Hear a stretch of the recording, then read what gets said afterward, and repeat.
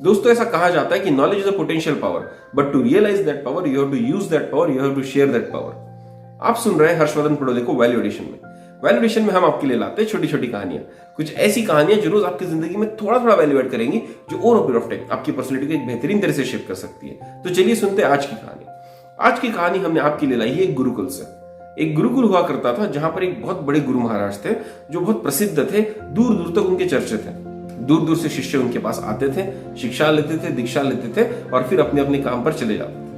गुरुजी उस गुरुकुल में तकरीबन 30 से 35 साल से शिक्षा दे रहे थे और अब उनको रियलाइज होने लगा था कि उनको एक ब्रेक लेने की जरूरत है, शायद उनको तपस्या करने की जरूरत है, जंगल में जाकर भगवान की प्रार्थना करने की जरूरत है।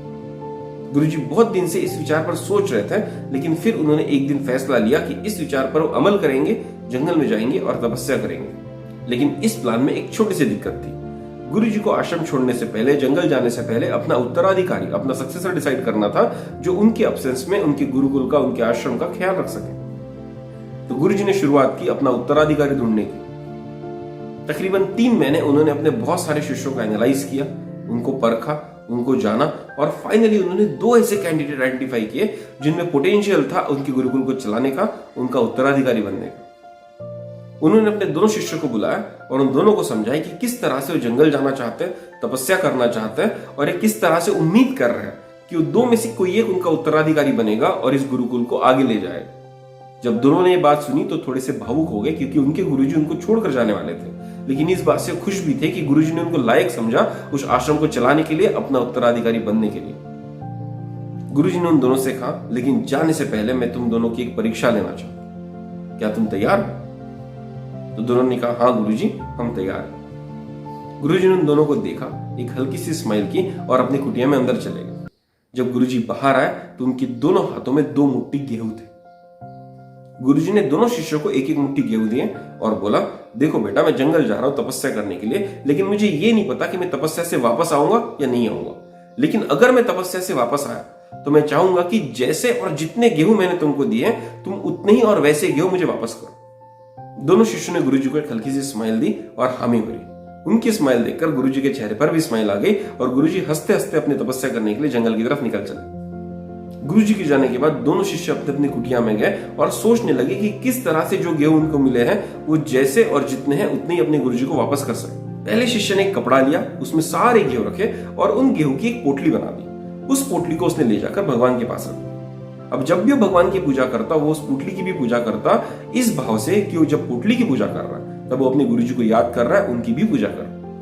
और यही उसका नित्य नियम बन गया। वो रोज सुबह उठता, भगवान की पूजा करता, पोटली की पूजा करता, अपने गुरुजी को याद करता और फिर जाकर अपनी दिनचर्या शुरू करता। दूसरा जो शिष्य था वो भी अपनी कुटिया में गया और विचार करने लगा कि किस तरह से इन गेहूं के दाने को प्रिजर्व कर सकता है, ताकि जब गुरुजी वापस आए तो उनको दाने वापस कर सके। बहुत विचार करने के बाद वो अपनी कुटिया से बाहर आया, अपनी कुटिया के पीछे गया और वहां जो जमीन थी वहां पर उसने सारे दाने बिखेर दिए। उसने सिर्फ दाने ही नहीं बिखरे, उनके ऊपर थोड़ी सी मिट्टी और छिड़क दी और थोड़ा सा पानी भी छिड़का। अब ये उसका नित्य नियम बन चुका था कि जब भी वो सुबह सुबह उठता था, अपनी कुटिया के पीछे जाता था और वहां जाकर थोड़ा सा पानी छिड़क देता था जहां पर उसने दाने बिखेरे थे। समय बीतता गया। पहला शिष्य रोज सुबह उठता, अपनी पोटली की पूजा करता, अपने भगवान की पूजा करता और गुरुजी को याद करता। दूसरा शिष्य रोज सुबह उठता, अपने कुटिया के पीछे जाता और पानी छिड़कता। 4 महीने बीत गए और गुरुजी जंगल से वापस आए। जब गुरुजी वापस आए तो दोनों शिष्य बहुत खुश हुए और दोनों ने उनको प्रणाम किया, साष्टांग नमस्कार किया। लेकिन गुरुजी ने सबसे पहले उनको ये बात पूछी कि कहां है मेरे वो गेहूं जो मैं तुमको दे कर गया था। जैसे ही गुरुजी ने पूछा, दोनों ही शिष्यों के चेहरे पर स्माइल आ गई।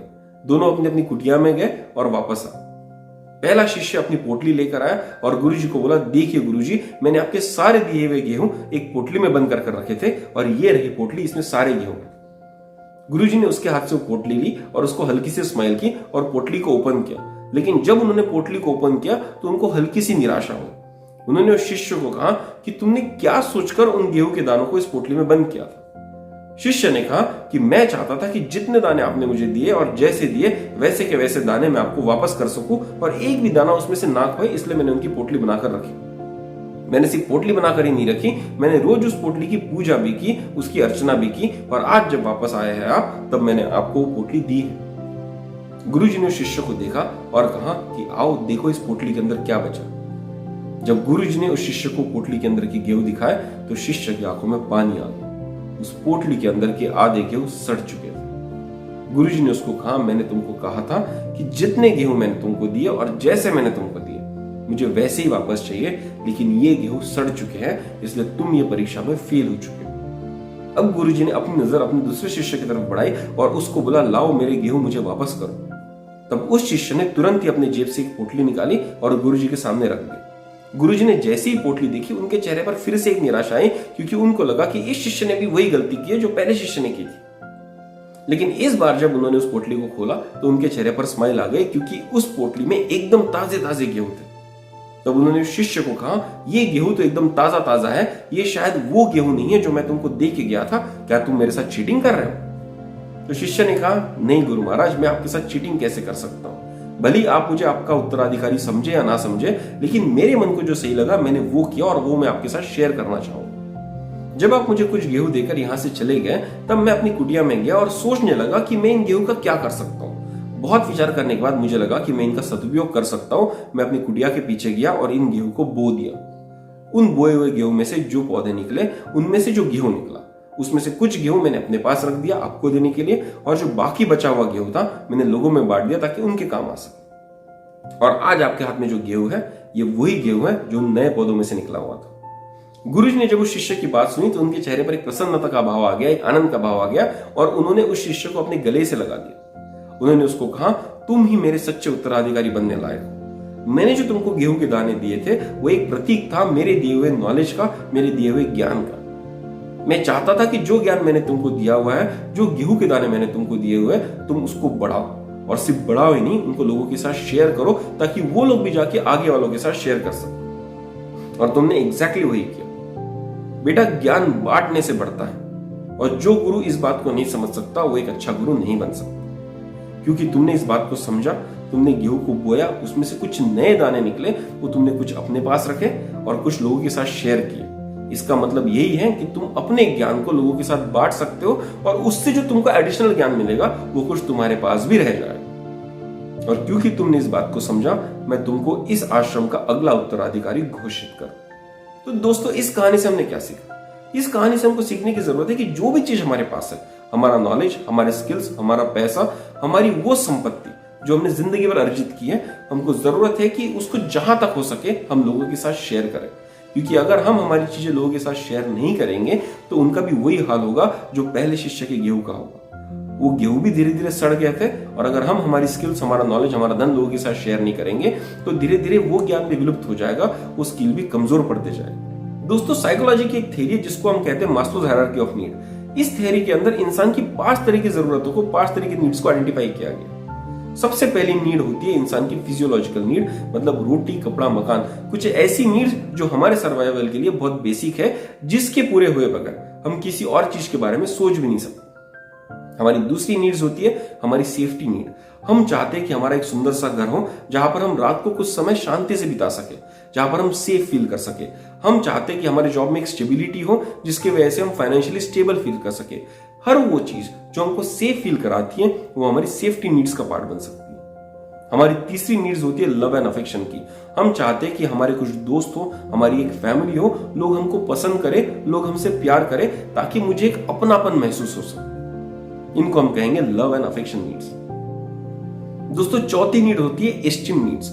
हम चाहते हैं कि हमको जिंदगी में इज्जत मिले, हमको लोग रिकॉग्नाइज करें, हमको कुछ अवार्ड्स दिए जाए, ताकि हमने जिंदगी भर जो भी काम किया उसको लोग पहचान सके और उसकी वैल्यू हमको भी बता सके कि हमने किस तरह का काम किया। ये हमारी प्रेस्टीज नीड हो सकती है, ये हमारी एस्टीम की नीड्स हो सकती है। उसी तरह से हमारी 5वीं नीड होती है self actualisation needs. Self actualisation में हम कोशिश करते हैं कि जो हमारा बेस्ट पोटेंशियल है उसको हम आइडेंटिफाई कर सके, हमारे अंदर की जो बेस्ट क्वालिटीज है हम उनको निहार कर ला सके और दुनिया के साथ शेयर कर सके, दुनिया को कंट्रीब्यूट कर सके, ताकि दुनिया एक बेहतरीन जगह बन सके। दोस्तों, अक्सर ये देखा गया है कि जो अमीर लोग होते हैं वो एंड में फिलैंथ्रोपिस्ट बन जाते हैं, बहुत सारी चैरिटी करने लगते हैं, और ये रिफ्लेक्शन है उनकी सेल्फ एक्चुअलाइजेशन नीड्स का। वो अपना हाईएस्ट पोटेंशियल समझने लगते हैं। उनको पता चल जाता है कि जब वो सोसाइटी को कंट्रीब्यूट करेंगे, जो भी धन दौलत उनके पास है, जो भी नॉलेज उनके पास है, जब वो सोसाइटी के साथ शेयर करेंगे, तभी उनकी नीड सेटिस्फाई होगी, तभी वो खुद को सेल्फ एक्चुअलाइज फील कर पाए। हमारे पुराणों में जो कहानियां दी गई है, हमारे पंचतंत्र में जो कहानियां दी गई है, उनमें भी यही बताया गया कि राजा जब अपना कर्तव्य पूरा कर लेता है, राजा जब अपना टेन्योर पूरा कर लेता है, तो अंत में वो संन्यास ले लेता है, समाज में जाता है, ट्राइबल एरियाज में जाता है, जंगल में जाता है, वहां जाकर लोगों के साथ अपना नॉलेज शेयर करता है, वहां जाकर तपस्या करता है। तो दोस्तों, मुझे पूरा भरोसा है कि जिंदगी के एंड में जब हमारी सारी जरूरतें पूरी हो जाएंगी, हम पूरी कोशिश करेंगे कि हमारी सेल्फ एक्चुअलेशन नीड्स को भी हम पूरा कर सके। हम पूरी कोशिश करेंगे कि हमारे पास जो भी एक्सेस रिसोर्सेस है, जो भी एक्सेस नॉलेज है, हम दुनिया के साथ शेयर कर सके, ताकि दुनिया एक बेहतर जगह बन सके। और अगर जिंदगी के एंड में हमको यही करना है, तो क्यों ना इसकी शुरुआत हम आज से करें और आज से दुनिया के साथ कुछ ऐसी चीजें शेयर कर सके जिससे दुनिया एक बेहतर जगह बन जाए। तो दोस्तों, इसी तरह की कहानियां हम आपके लिए लाते हैं जो आपकी जिंदगी में थोड़ा थोड़ा वैल्यू ऐड करेंगे, जो over a period of time आपकी पर्सनैलिटी को एक बेहतरीन तरह से शेप कर सकती है। अगर आपको हमारी कहानी में वैल्यू दिख रहा है तो हमको कमेंट बॉक्स में कमेंट कर जरूर बताइएगा, शेयर कीजिएगा आपके दोस्तों के साथ, आपके परिवारजनों के साथ, ताकि उनकी जिंदगी में भी एक छोटा सा वैल्यूएशन हो सके। तो चलिए दोस्तों, कल फिर मिलेंगे एक नई कहानी के साथ। तब तक के लिए सब्सक्राइब कीजिए हमारा चैनल वैल्यूएशन। धन्यवाद।